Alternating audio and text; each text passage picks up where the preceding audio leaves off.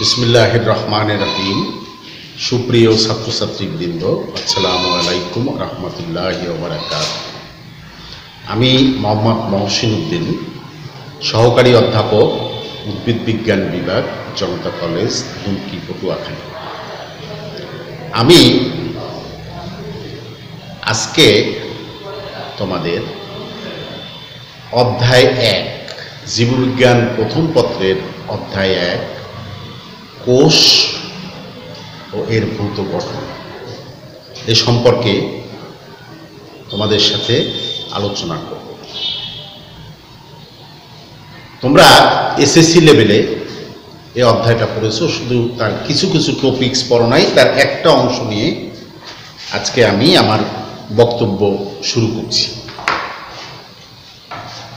সেটা হচ্ছে ডিএনএ কি,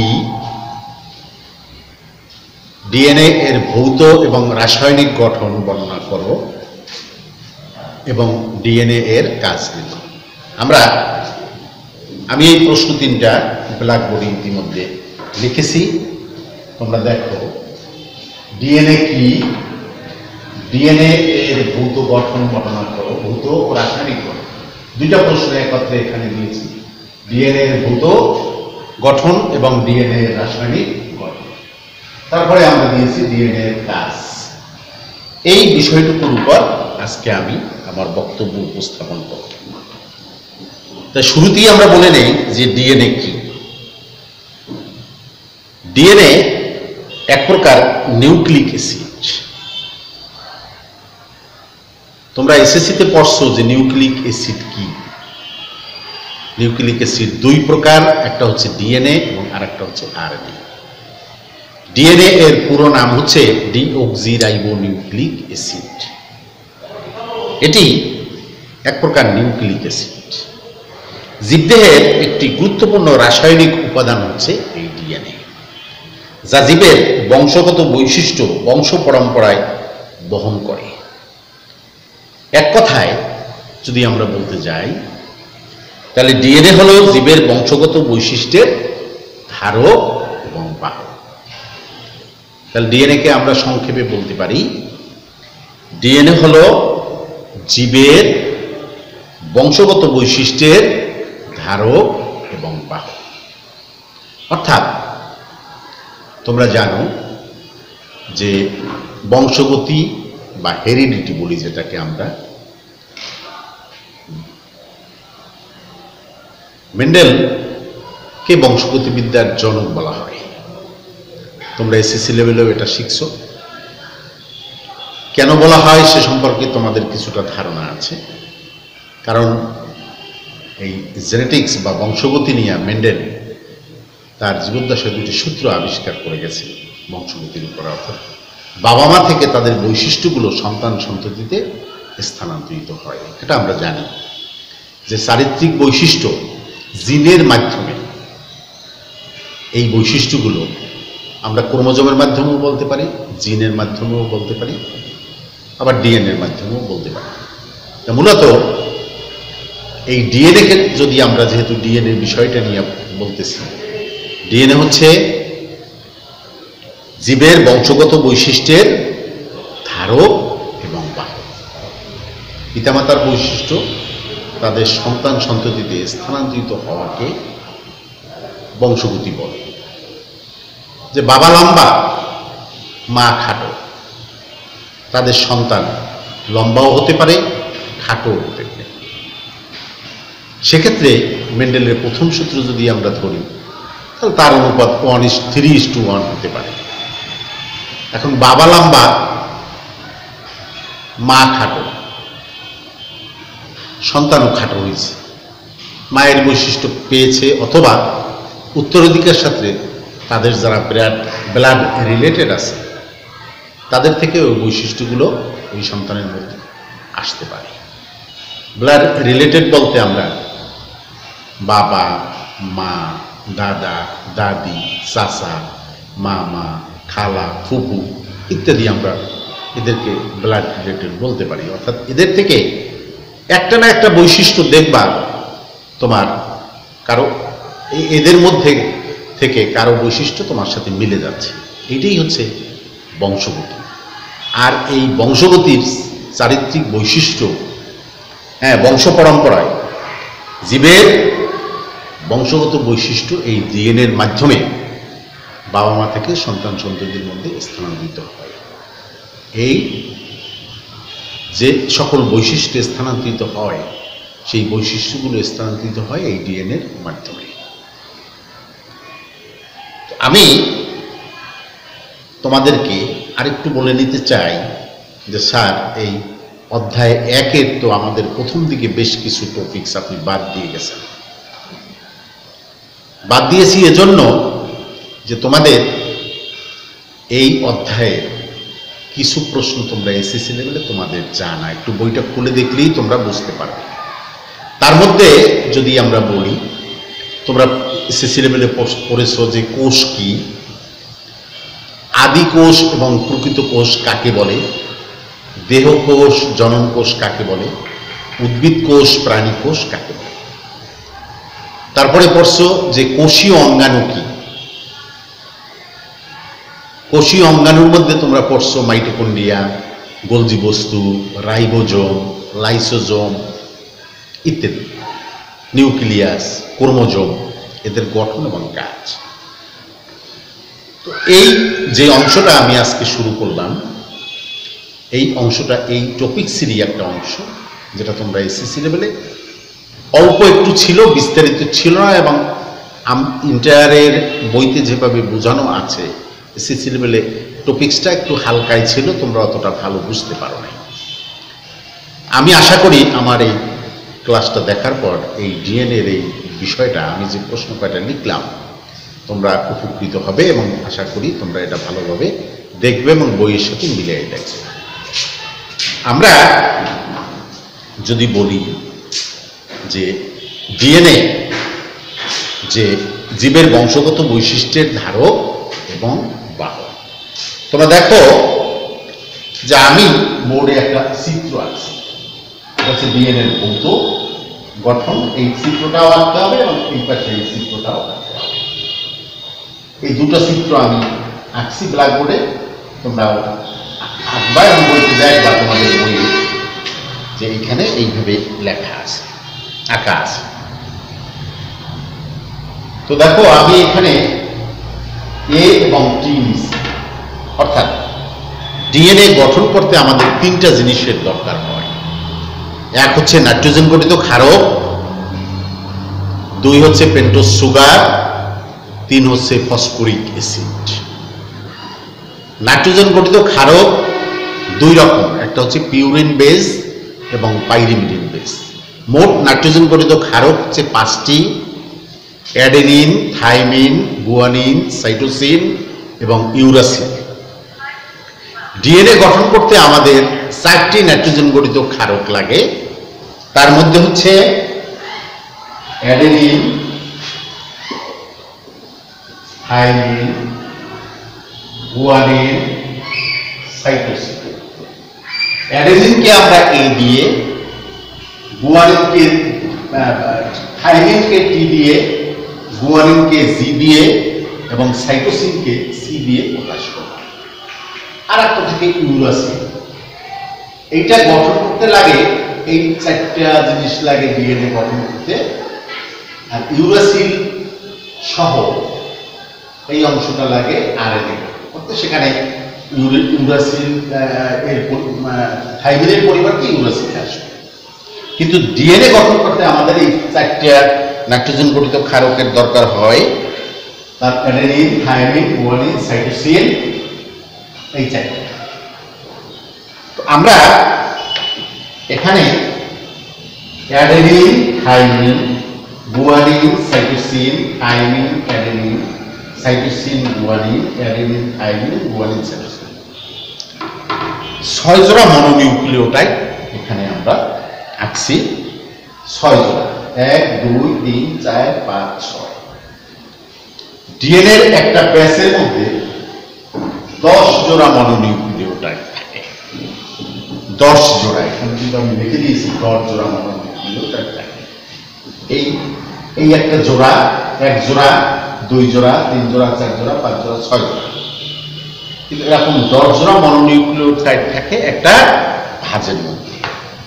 তোমরা সবাই সিঁড়ি, তোমাদের কলেজে ওঠার বা স্কুলে তোমরা সিঁড়ি দেখেছো, এটাকে আমরা একটা সিঁড়ি যদি বলি, তার দুই পাশে দুইটা থাকে রেলিং, মাঝখানে থাকে একটা ধাপ। 1 2 3টা ধাপ আমি এখানে আঁকছি, আর দুই পাশে দুইটা রেলিং। যেমন এখানেও এই অংশটা, এই সুগার এবং ফসফেট, এইটা দিয়া এই পাশে সুগার এবং ফসফেট, এইটা হচ্ছে রেলিং, আর সিঁড়ির ধাপ হচ্ছে নাইট্রোজেন গঠিত ক্ষার। আর সুগার এবং ফসফেট দিয়ে তৈরি হয় সিঁড়ির দুই পাশের রেলিং। তো আমরা শুরুটা যেভাবে বললাম যে ডিএনএ গঠন করতে 3টি নাইট্রোজেন গঠিত ক্ষারক দরকার।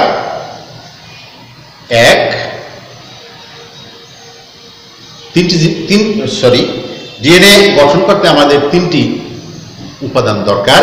1 নাইট্রোজেন গঠিত ক্ষারক, 2 pentose sugar, 3 phosphoric acid. Nitrogen গঠিত ক্ষারক হচ্ছে ডিএনএতে 4টি: adenine, thymine, guanine, cytosine. Pentose sugar হচ্ছে 5 কার্বন বিশিষ্ট একটি শর্করা।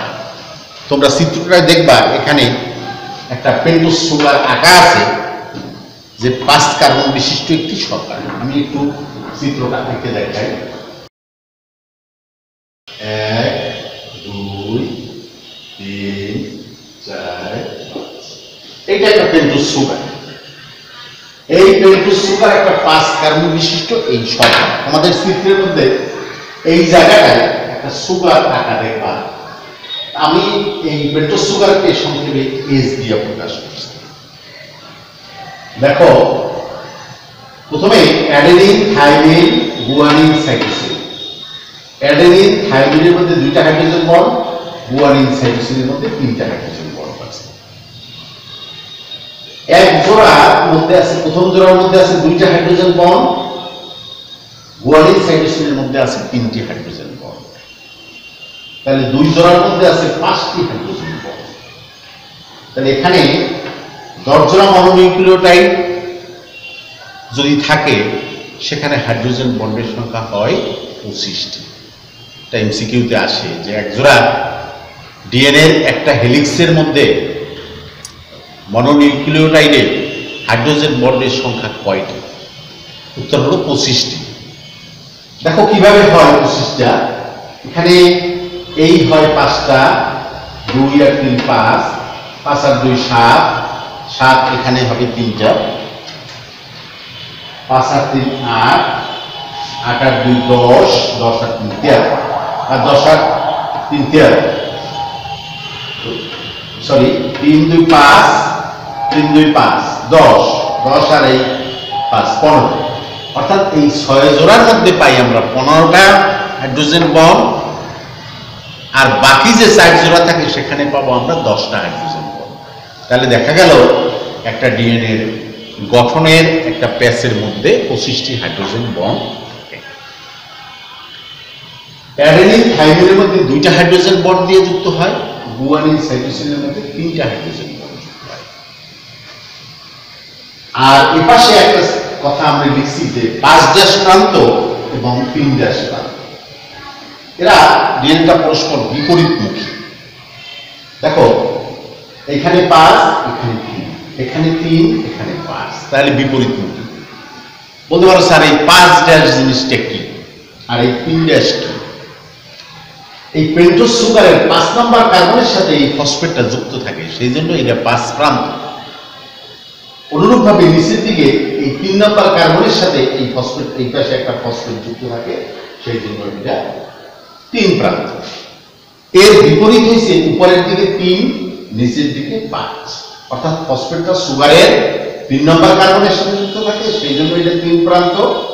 এপাশে 5, নিচের দিকে 5 নম্বর কার্বনের সাথে যুক্ত থাকে, সেই জন্য এটা 5 প্রান্ত। সিঁড়ির এক ধাপ থেকে আরেক ধাপের দূরত্ব হচ্ছে 3.4 অ্যাংস্ট্রম। 3.4 অ্যাংস্ট্রম। তাহলে এটাকে যদি আমরা 10 দিয়ে গুণ করি, যেহেতু 10 জোড়া মনোনিউক্লিওটাইড থাকে, তাহলে এটার দূরত্ব হচ্ছে 34 অ্যাংস্ট্রম। অর্থাৎ একটা প্যাচের দূরত্ব হচ্ছে 34 অ্যাংস্ট্রম। 34 অ্যাংস্ট্রম। এর ব্যাস হচ্ছে, অর্থাৎ এই জায়গা থেকে এই পর্যন্ত এর ব্যাস হচ্ছে 20 অ্যাংস্ট্রম। প্রজাতিভেদে এর সংখ্যা ভিন্ন হতে পারে। ব্যাস 20 অ্যাংস্ট্রম, এই থেকে শুরু করে এই পর্যন্ত এর দূরত্ব হচ্ছে 20 অ্যাংস্ট্রম। আমরা আবার একটু পুনরাবৃত্তি যদি বলি, যে ডিএনএ গঠন করতে নাইট্রোজেন গঠিত ক্ষারক, সেটা আমরা দেখলাম 4টি নাইট্রোজেন গঠিত ক্ষারক। পেন্টোজ সুগার, সেটাও আমরা দেখলাম। আর ফসফরিক অ্যাসিড, সুগার এবং ফসফেটের পর্যায়ক্রমিক সংযুক্তির মাধ্যমে তৈরি হয় রেলিন। এর বাইরের দিকে থাকে ফসফেট, ভিতরের দিকে থাকে সুগার। দেখো, এই পাশে বাইরের দিকে ফসফেট, এই পাশে বাইরের দিকে ফসফেট, ভিতরের দিকে সুগার। আর ধাপগুলো তৈরি হয় নাইট্রোজেনাস বেস দিয়ে। অ্যাডেনিন, থাইমিন, গুয়ানিন, সাইটোসিন, এরা পরস্পরের সম্পূরক। যেমন অ্যাডেনিন এর সম্পূরক ক্ষারক থাইমিন, গুয়ানিনের সম্পূরক ক্ষারক সাইটোসিন, অনুরূপ থাইমিনের সম্পূরক ক্ষারক অ্যাডেনিন এবং সাইটোসিনের সম্পূরক ক্ষারক গুয়ানিন। এর পাশে দেখো, আমরা একটা ডিএনএ এর একটা স্ট্রাকচার রাখছি। এই স্ট্রাকচারটা 1953 সালে জেমস ওয়াটসন এবং ফ্রান্সিস ক্রিক এই ডিএনএ অণু ডাবল হেলিক্স মডেল আবিষ্কার করেন এবং 1963 সালে তারা এজন্য নোবেল পুরস্কারে ভূষিত হন। ওয়াটসন ক্রিকের ডিএনএ মডেলের গঠনটাই আজকে আমি তোমাদের এখানে এতে দেখাইলাম, যে এইভাবে ডিএনএর গঠনটা তৈরি করছেন তারা, এবং ডিএনএর গঠনটা মূলত এখন এপাশে আমরা যেটা দেখাইছি, দেখো এই যে ডিএনএর গঠনটা আছি, একটা অংশ এখানে আমরা দেখাইছি adenine, thymine, guanine, cytosine. Arrow চিহ্ন দিয়ে দেখাইছি, মানে উপরেও এইগুলো আছে আর নিচের দিকেও এইগুলো আছে। তোমরা এভাবেই আঁকবা। একটা প্যাচের মধ্যে 10 জোড়া মনোনিউক্লিওটাইড থাকে, এর দূরত্ব হচ্ছে 34 অ্যাংস্ট্রম। আবার এখানে 25টি হাইড্রোজেন বন্ড থাকে, 25টি হাইড্রোজেন বন্ড থাকে, আর এর ব্যাস হচ্ছে 20 অ্যাংস্ট্রম। এখন আমি তোমাদের বইতে 13টা পয়েন্ট দেওয়া আছে, তোমরা একটু মিলায় দেখবা। তো সেখানে লেখা আছে ডিএনএ দ্বিসূত্রক বিন্যাস ঘুরানো সিঁড়ির মতো, যাকে বলা হয় ডাবল হেলিক্স। এগুলো 1 নম্বর পয়েন্ট। 2 নম্বর পয়েন্টটা রাখবা, সূত্র দুটি সমদূরত্বে পাশাপাশি 5' থেকে 3' এবং 3' থেকে 5' বিপরীতমুখী। 3 নম্বরে এই সূত্র দুটি তৈরি হয় ডিঅক্সিরাইবোজ সুগার এবং ফসফেটের পর্যায়ক্রমিক সংযুক্তির মাধ্যমে। দেখো, sugar phosphate, sugar phosphate, sugar phosphate, sugar phosphate. অনুরূপভাবে এই পাশেও কিন্তু সুগার ফসফেট, সুগার ফসফেট, এর পর্যায়ক্রমিক সংযুক্তির মাধ্যমে এটা তৈরি হয়, সূত্রগুলো তৈরি হয়। সূত্র দুটির মাঝখানের প্রতিটি ধাপ তৈরি হয় 1 জোড়া নাইট্রোজেনাস বেস।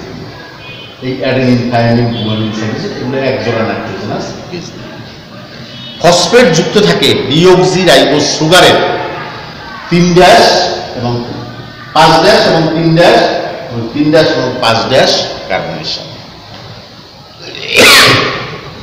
ডিএনএ অণুতে 4 ধরনের নাইট্রোজেন গঠিত ক্ষারক থাকে, adenine, thymine, guanine, cytosine. Adenine, থাইমিনের মধ্যে 2টা হাইড্রোজেন বন্ড আছে, গুয়ানিন, সাইটোসিনের মধ্যে 3টি হাইড্রোজেন বন্ড আছে। এক সূত্রের অ্যাডেনিন অপর সূত্রের থাইমিনের সাথে 2টা হাইড্রোজেন বন্ড দিয়ে যুক্ত থাকে। এক সূত্রের গুয়ানিন অপর সূত্রের সাইটোসিনের সাথে 3টি হাইড্রোজেন বন্ড দিয়ে যুক্ত থাকে। ডিএনএ অণুর সূত্র দুটি পেঁয়াজ বা ঘূর্ণনের দূরত্ব হচ্ছে 34 অ্যাংস্ট্রম। এই যে পেঁয়াজ বা ঘূর্ণনের দূরত্ব হচ্ছে 34 অ্যাংস্ট্রম, যেটা আমরা আগেই বললাম। প্রতিটি ধাপে হেলিক্সের ব্যাস হচ্ছে 20 অ্যাংস্ট্রম। এই যেটা আমরা দেখালাম, যে ব্যাস হচ্ছে 20 অ্যাংস্ট্রম। এই জায়গা থেকে এই পর্যন্ত এর দূরত্ব হচ্ছে 20 অ্যাংস্ট্রম। প্রতিটি ঘূর্ণনে মনোনিউক্লিওটাইডের সংখ্যা 10 জোড়া। কারণ আমরা 6 জোড়া একে চিত্রটা দেখাইলাম, কিন্তু এখানে হবে মনোনিউক্লিওটাইডের সংখ্যা 10 জোড়া। প্রতিটি প্যাচে হাইড্রোজেন বন্ডের সংখ্যা হচ্ছে 25। এটা আমরা বুঝাই দিলাম। এটা হয়তো অনেকের একটু বুঝতে কষ্ট হতে পারে, তোমরা দেখো এই দিকে তাকাইলে বুঝতে পারবা যে অ্যাডেনিন থাইমিনের মধ্যে 2টা হাইড্রোজেন বন্ড, গুয়ানিন সাইটোসিনের মধ্যে 3টা হাইড্রোজেন বন্ড। হাইড্রোজেন বন্ডের সংখ্যা হলো 5টি, 2 জোড়ার মধ্যে হলো 5টি।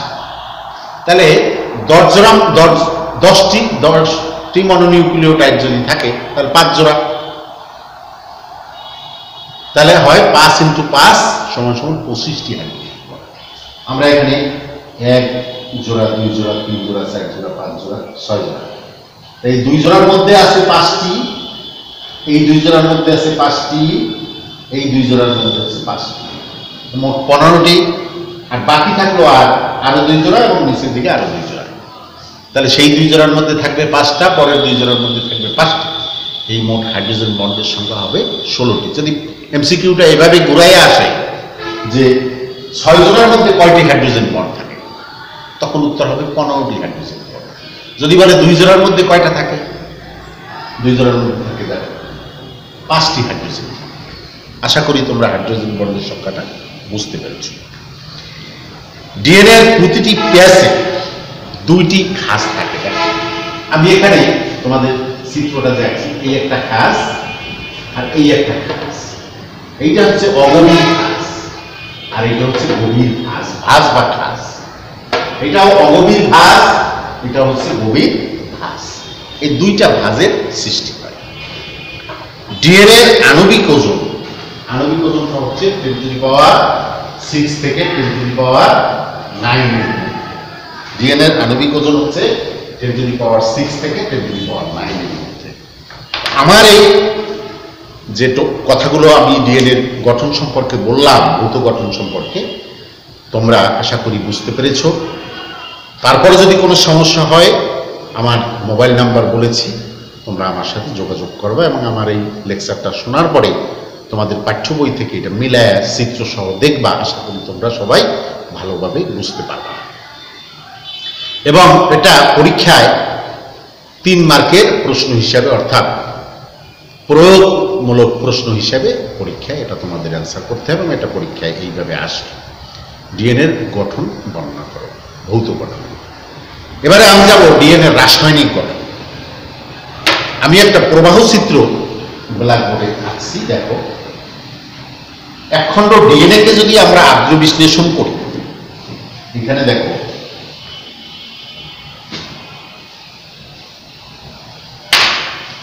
একখণ্ড ডিএনএ কে যদি আমরা আদ্র বিশ্লেষণ করি, তাহলে সেখানে পাই আমরা কতগুলো নিউক্লিওটাইড। নিউক্লিওটাইডকে যদি আমরা আদ্র বিশ্লেষণ করি, তাহলে পাই ফসফরিক অ্যাসিড ও নিউক্লিওসাইড।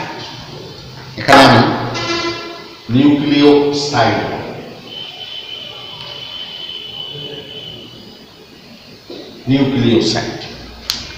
নিউক্লিওসাইডকে যদি আমরা আদ্র বিশ্লেষণ করি, তাহলে পাই নাইট্রোজেন গঠিত ক্ষারক ও ডিঅক্সিরাইবোজ সুগার।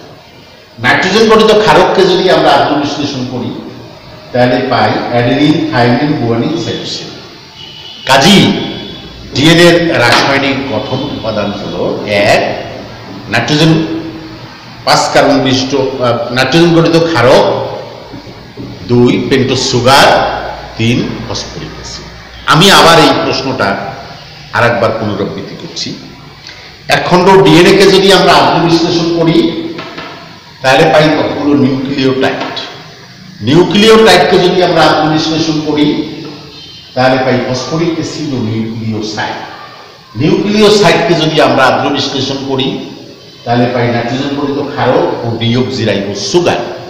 নাইট্রোজেন গঠিত ক্ষারককে যদি আমরা আদ্র বিশ্লেষণ করি, তাহলে পাই অ্যাডেনিন, থাইমিন, গুয়ানিন, সাইটোসিন। কাজেই ডিএনএর রাসায়নিক গঠন উপাদান হলো নাইট্রোজেন গঠিত ক্ষারক, পেন্টোজ সুগার এবং ফসফরিক অ্যাসিড। এই 3টা জিনিস মিলেই এই ডিএনএ গঠিত হয়। এবারে আমার বক্তব্য হচ্ছে প্রয়োগ এবং উচ্চতর দক্ষতার প্রশ্ন। উচ্চতর দক্ষতার প্রশ্ন ডিএনএ কাজ 4 মার্কের জন্য পরীক্ষা আসে। তোমাদের বইতে দেখবা 9টা পয়েন্ট আছে। হাসানের বইতে, লেকচার এবং কাজল ব্রাদার্সের বইতে হয়তো সংখ্যা বেশিও থাকতে পারে বা কমও থাকতে পারে।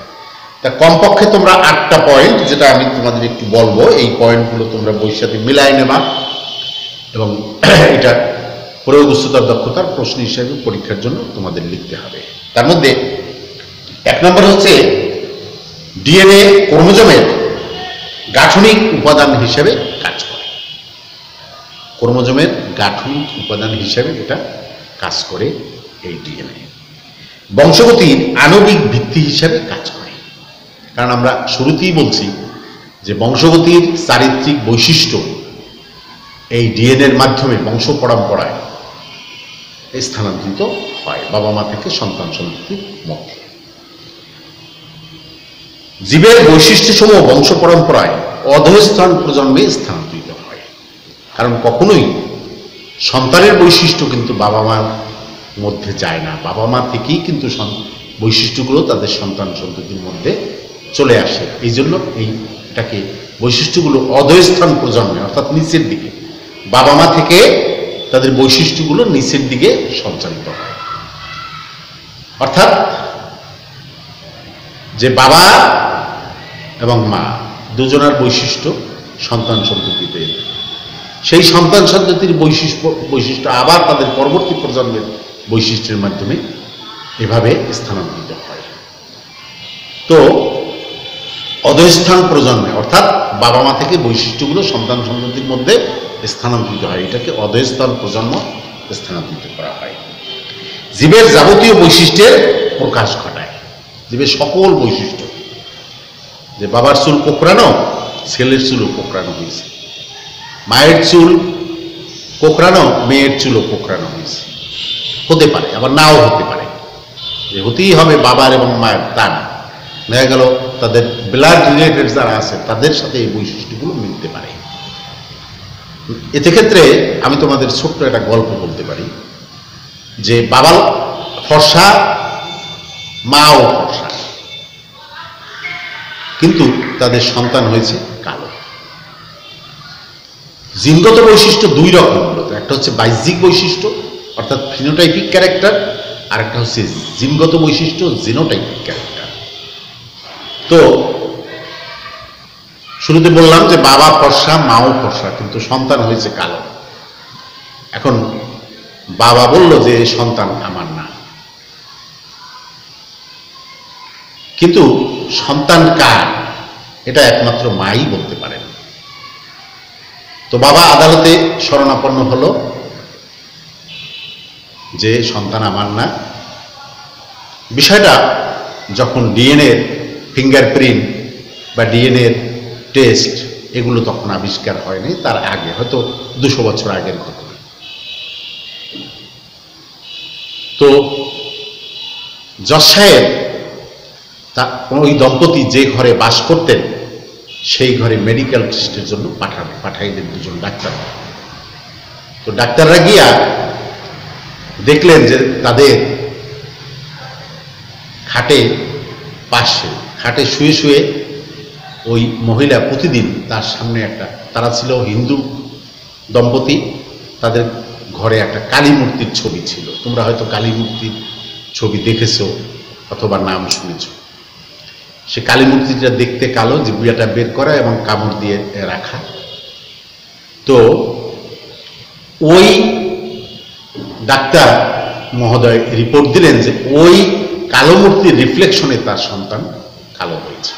তোমরা হয়তো দেখে থাকবা বা শুনে থাকবা যে সন্তান সম্ভাবনা মায়েরা বাজার থেকে ভালো ভালো ছেলেদের ছবি কিনে নিয়ে এনে ঘরে টানায় রাখে, এবং সন্তান সম্ভাবনা মায়েরা ওই ছবির দিকে তাকান। তারা মনে করে আমার গর্ভের সন্তানটা যেন এইরকম হয় চেহারা। আসলে তোমরা হয়তো একটা প্রবাদও শুনছো যে সঙ্গদোষে লোহা ভাসে। জেনেটিক্যাল বৈশিষ্ট্যও কিন্তু এরকম ফিনোটাইপিক ক্যারেক্টার, যেটা বাহ্যিক বৈশিষ্ট্য, যে ওই কালী মূর্তির রিফ্লেকশনে তাদের সন্তান হয়েছে কালো।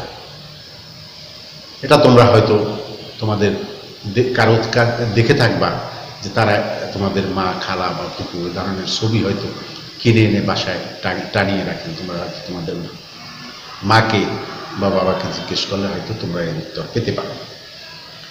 তো বিষয়টা হচ্ছে, আমি যেটা বুঝাইতে চাচ্ছি যে বাবা মা থেকে তাদের বৈশিষ্ট্যগুলো সন্তান সন্ততিতে স্থানান্তরিত হয় এই ডিএনএর মাধ্যমে, বংশ পরম্পরায়। জীবের সকল শারীরতাত্ত্বিক ও জৈবিক কাজকর্মের নিয়ন্ত্রক হিসেবে কাজ করে। 6 নম্বর। 7, জীবের পরিবৃত্তির ভিত্তি হিসেবে কাজ করে, অর্থাৎ মিউটেশন বা পরিবৃত্তি। তোমরা শুনে থাকবা হঠাৎ করে একটা জিনের পরিবর্তন হয়ে যাওয়া। তোমরা হয়তো শুনেছ যে অমুক জায়গায় একটা ছেলে মেয়ে হয়ে গেছে বা মেয়ে ছেলে হয়ে গেছে, এরকম ঘটনা কিন্তু ঘটে। অর্থাৎ জিনের ক্ষেত্রে হঠাৎ করে পরিবর্তন হওয়া, এটা কিন্তু ডিএনএর মাধ্যমে। কারণ একটা জিন একটা বৈশিষ্ট্য নিয়ন্ত্রণের জন্য দায়ী। আবার কিছু কিছু বৈশিষ্ট্য আছে যে একটা জিনিস সেই বৈশিষ্ট্য নিয়ন্ত্রণ করতে পারে না, যেমন চুলের রং। এই বৈশিষ্ট্য নিয়ন্ত্রণ করতে অনেকগুলো জিনের দরকার। এটাকে আমরা পলিজেনিক ইনহেরিটেন্স বলব। এটা সেকেন্ড পেপারে 11 অধ্যায়ের মেন্ডেলিজম চ্যাপ্টারে তোমরা এই বিষয়ে বিস্তারিত জানতে পারবে। ডিএনএর হেলিক্সের কোনো অংশে গোলযোগ দেখা দিলে তার সাথে সাথে মেরামত করে নিতে সক্ষম। তো আমরা যে স্ট্রাকচারটা আঁকছি ব্ল্যাকবোর্ডে দেখো, এই স্ট্রাকচারে আমাদের ডিএনএটা গঠিত। উদ্ভিদের ডিএনএটাও এইভাবে গঠিত। উদ্ভিদের দেহে বা আমাদের প্রাণী দেহে অনবরত যে কোষের মধ্যে গোলযোগ যদি দেখা দেয়, তাহলে কোষের মধ্যে তো আমরা দেখতে পাচ্ছি না যে আমাদের কোষের এই ডিএনএর গঠনটায় গোলযোগ দেখা দিচ্ছে। দেহের মধ্যে এমন একজন ডাক্তার বসানো আছে, যেই ডাক্তার এই দেহে তোমার ডিএনএর কোনো অংশে গোলযোগ দেখা দিলে তার সাথে সাথে মেরামত করে নিতে সক্ষম। সর্বশেষে আমি যে বিষয়টার উপর আজকে বক্তব্য উপস্থাপন করলাম, 3টা বিষয়ের উপর। 1 হচ্ছে ডিএনএ কি, 2 হচ্ছে ডিএনএর ভৌত ও রাসায়নিক গঠন বর্ণনা করো, 3 ডিএনএর কাজ লেখো। ডিএনএ কি, এটা জ্ঞানমূলক প্রশ্ন হিসেবে আসতে পারে। তোমরা বলতে পারবা যে ডিএনএ হলো জীবের বংশগত বৈশিষ্ট্যের ধারক এবং বাহক। তারপর ডিএনএর গঠন আমরা 13টা পয়েন্ট দিয়ে বুঝাইছি। তো সেক্ষেত্রে তোমাদের এই 2টা চিত্র আঁকতে হবে, আর কমপক্ষে 13টা পয়েন্ট থেকে 8টা পয়েন্ট তোমাদের খাতায় লিখতে হবে। আশা করি তোমরা পয়েন্টগুলো বুঝতে পেরেছ। পরে প্রশ্নটা বলছি, ডিএনএ রাসায়নিক গঠন বর্ণনা করো। সেটাও বললাম যে একখণ্ড ডিএনএকে আদ্র বিশ্লেষণ করলে পাওয়া যায় কতগুলো নিউক্লিওটাইড। নিউক্লিওটাইডকে আদ্র বিশ্লেষণ করলে পাওয়া যায় নিউক্লিওসাইড আর ফসফরিক অ্যাসিড। নিউক্লিওসাইডকে আদ্র বিশ্লেষণ করলে পাওয়া যায় নাইট্রোজেন গঠিত ক্ষারক, ডিঅক্সিরাইবোজ সুগার। নাইট্রোজেন গঠিত ক্ষারককে আদ্র বিশ্লেষণ করলে পাওয়া যায় অ্যাডিনিন, থাইমিন, গুয়ানিন, সাইটোসিন।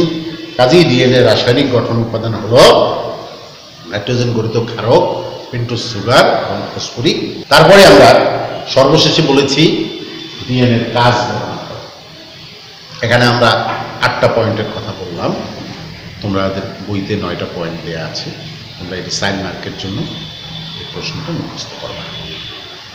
সবাই ভালো থাকো, সুন্দর থাকো, স্বাস্থ্যবিধি মেনে চলো, কারণ যাতে আমরা কেউ অসুস্থ না হই, স্বাস্থ্যবিধির নিয়মগুলো তোমরা সুন্দরভাবে মেনে এবং আমাদের অনলাইনের এই ক্লাসগুলো তোমরা সুন্দরভাবে দেখবা এবং বন্ধুদের সাথে শেয়ার করবা, যে সবাই এই লেকচারগুলো যাতে দেখে। কারণ তোমরা প্রথম বর্ষে ভর্তি হয়েছ, তোমাদের মুখগুলো আমরা দেখতে পাচ্ছি না, কিন্তু সরকারের এই উদ্যোগকে স্বাগত জানিয়ে আমি আমার বক্তব্য শেষ করছি। ধন্যবাদ।